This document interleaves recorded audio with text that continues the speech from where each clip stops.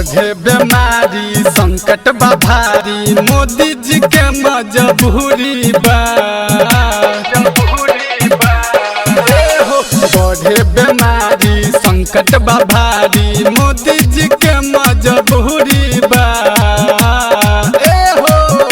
रे जबले कोरोना रही भारत में, लॉकडाउन बढ़ावल जरूरी बा। और जबले कोरोना रही भारत में, लॉकडाउन बढ़ावल जरूरी बा।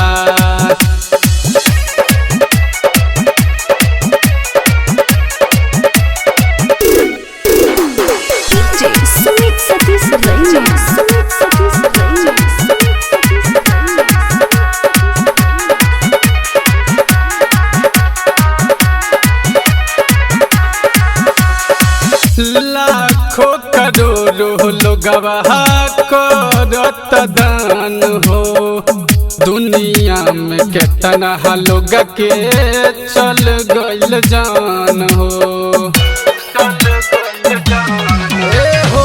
लाखों करोड़ों लोगवा करत दान हो, दुनिया में चल गइल कितना के जान हो।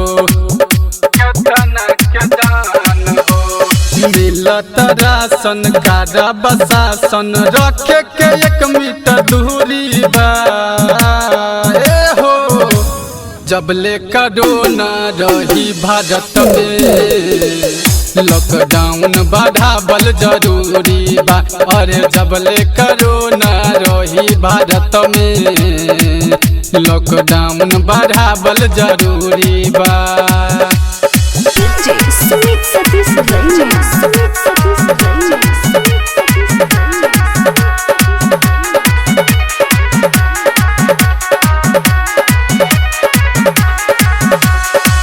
रोहित राज मिलन कर जनिहाला, घर में बंद करके रह तू ताला।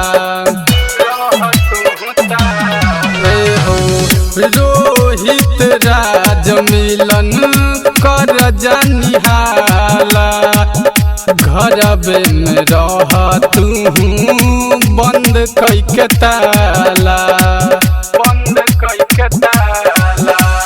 राइटर रवि राज कहत सबसे, घर में रहल जरूरी बा। और जबले कोरोना रही भारत में, लॉकडाउन बढ़ावल जरूरी बा। और जबले कोरोना रही भारत में, लॉकडाउन बढ़ावल जरूरी बा।